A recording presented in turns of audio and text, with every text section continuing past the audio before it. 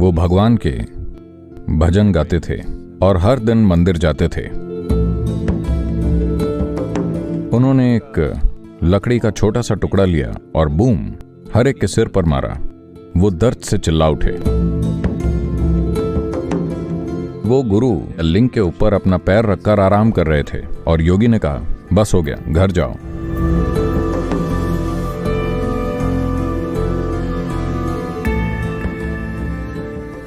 एक महान संत थे, सुप्रसिद्ध, जिन्हें आज भी लोग बहुत सम्मान के साथ याद करते हैं।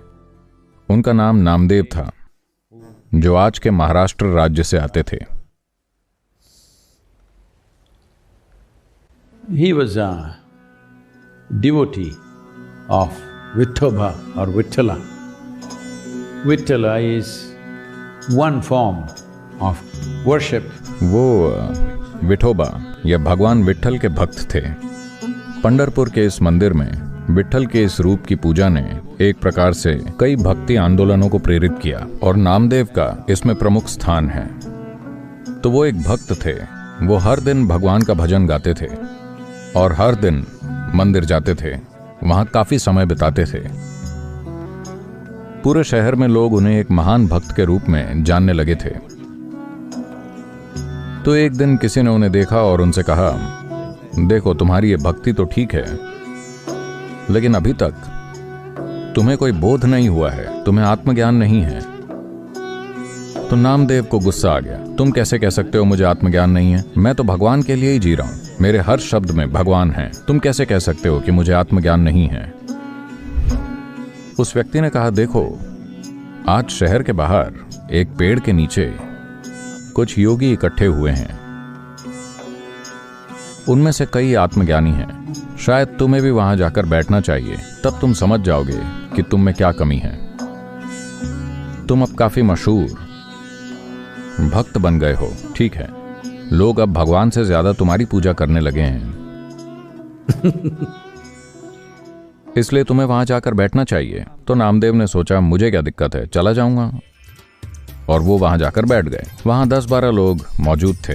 फिर जिस आदमी ने उन्हें यहां बुलाया था वो बोला, शायद अब हमें ये पता करना चाहिए कि यहां पर कच्चा गड्ढा, who is an unburnt pot? कौन कच्चा घड़ा है। लेकिन इन बैठे हुए 12 लोगों में से कैसे पता चले कि कौन कच्चा घड़ा है? तो उन्होंने एक लकड़ी का छोटा सा टुकड़ा लिया, एक पतला टुकड़ा, और जाकर बूम, हर एक के सिर पर मारा। उसकी आवाज से वो जान जाएंगे कि कौन कच्चा घड़ा है। जब उन्होंने आकर नामदेव के सिर पर मारा तो वो दर्द से चीख उठे। तब सबने कहा, हाँ, ये कच्चा घड़ा है। तो नामदेव को लोगों के बीच काफी अपमान महसूस हुआ और तब उन्होंने पूछा, मुझे क्या करना चाहिए? तो उन्होंने कहा, तुम्हारी भक्ति तो ठीक है, तुम वहां काफी अच्छा कर रहे हो, लेकिन इससे तुम्हें आत्मज्ञान नहीं होगा, तुम्हें एक गुरु की जरूरत है। नामदेव बोले, कौन है वो गुरु? तो उन्होंने कहा, देखो, अगर तुम इस रास्ते से जंगल में जाओगे तो वहां एक छोटा सा मंदिर मिलेगा, वहां एक योगी रहते हैं, वही तुम्हारे लिए सबसे अच्छे गुरु होंगे। वो वहां गए, पर उनके मन में काफी शंकाएं थी।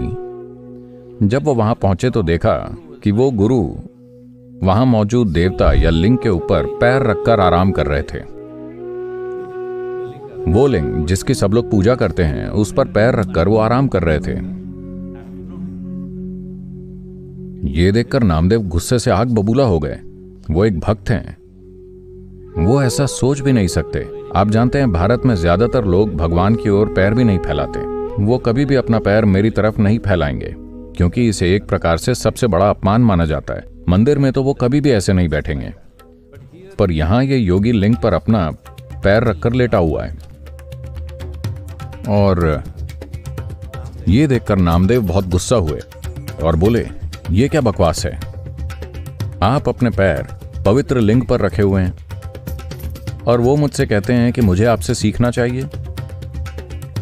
तब योगी ने कहा, ओ, ऐसा है क्या? मेरे पैर शिवलिंग पर हैं, मुझे पता ही नहीं चला। एक काम करो, मैं बहुत थका हुआ हूं, क्या तुम मेरे पैर उठाकर इस तरफ रख दोगे? तो नामदेव ने उनके पैर उठाए और दूसरी तरफ रख दिए, लेकिन जहां उन्होंने पैर रखे वहां एक और लिंग निकल आया। ओ, मैं माफी चाहता हूं, फिर से मेरा पैर लिंग के ऊपर आ गया, इसे उस तरफ रख दो। उन्होंने दूसरी तरफ रखा, फिर एक लिंग निकल आया। वो जहां भी उनके पैर रखते वहां एक शिवलिंग निकल आता। तब नामदेव पूरी तरह से चकित होकर उन्हें देखने लगे। योगी ने कहा, बस हो गया, घर जाओ।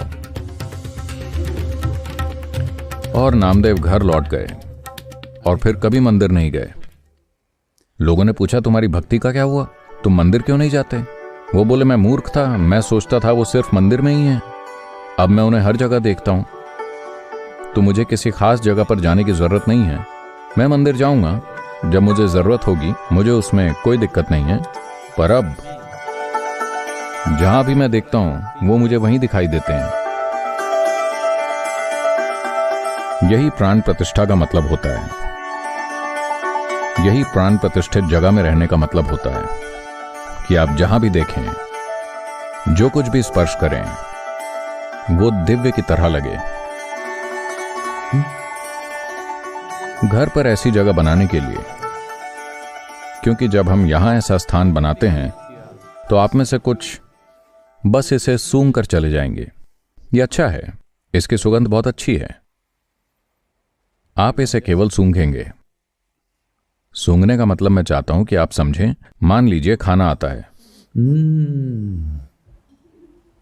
बहुत अच्छी खुशबू है, फिर मुंह में पानी आने लगता है, फिर आपको इसे खाना पड़ेगा। अगर हम आपको खाने की बस अच्छी खुशबू लेने दें और फिर इसे हटा लें तो कोई पोषण नहीं मिलेगा। खुशबू का मजा आएगा पर पोषण नहीं मिलेगा। फिर कुछ लोग कभी कभार इसे खाएंगे, तो आप उस चीज में कभी कभार हिस्सा लें जिसे हम पवित्र या दिव्य कहते हैं, जो मूल रूप से गहन जीवन है, जीवन का मूल स्रोत है, या उसी में डूब जाएं। यह आपकी चॉइस है। आप जो भी चुनते हैं वो आपकी चॉइस है।